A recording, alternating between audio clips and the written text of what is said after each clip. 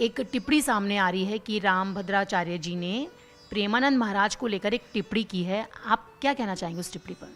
रामभद्राचार्य जी हो या प्रेमानंद जी महाराज, दोनों ही हमारे लिए चलते फिरते तीर्थ हैं।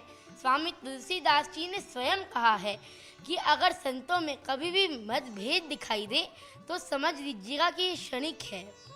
उनका शाश्वत संदेश प्रेम, भक्ति और लोक कल्याण ही तो है। भद्राचार्य जी ने तो ये भी कहा कि जो प्रेमानंद महाराज हैं वो कोई चमत्कारी नहीं है। अगर वो कोई चमत्कारी हैं तो उनके सामने आकर संस्कृत का एक शब्द कहकर दिखाएं। मैं बहुत छोटा हूँ किसी भी महापुरुष पर कुछ कहने के लिए, लेकिन अपने नन्हे अनुभव के साथ ये कह सकता हूँ कि स्वामी रामभद्राचार्य जी को देखो तो मुझे श्री राम के दर्शन होते हैं, और प्रेमानंद महाराज जी की वाणी व मुस्कान में मुझे राधा रानी के दर्शन होते हैं। बिल्कुल, एक जगह आपको श्री राम के दर्शन हैं, दूसरी तरफ राधा रानी के दर्शन हैं। और अगर हम प्रेमानंद महाराज की बात करें तो जिस तरीके से बड़े बड़े सेलिब्रिटीज़ उनके पास आजकल जाते हैं और ऐसे में उन पर टिप्पणी करना, लगता है कि इसका असर पड़ेगा उन लोगों पर भी। संत का निंदक महा हत्यारा, संत का निंदक परमेश्वर मारा। मैं कौन होता हूँ संतों के बारे में कुछ कहने वाला।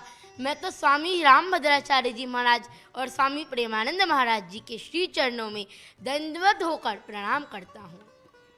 अच्छा अभिनव, आपको लोग जो हैं बाल कथावाचक के रूप में जानते हैं, लोग सुनते हैं आपकी वाणी से। एक बार रामभद्राचार्य जी ने तो आपको भी डांट लगाई थी, तब आपको कैसा महसूस हुआ था?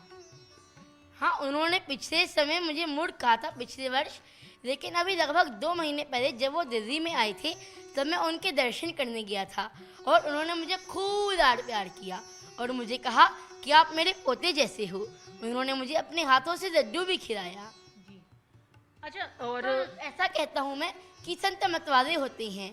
वो मुझसे गुस्सा थे, लेकिन उन्होंने मुझे ये भी कहा मुझे कि संतों में कभी द्वेष नहीं होता।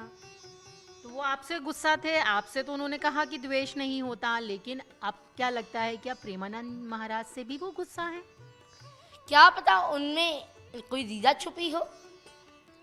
क्या पता आज आप मुझसे सवाल कर रहे हैं, कल आप मुझसे ये सवाल कर रहे हो कि ये क्या रीझा थी, ऐसी रीझा थी क्या उनकी।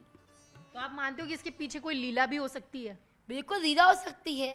संत तो हमारे मतवाले होते हैं, संत तो हमारे भगवान के समान होते हैं।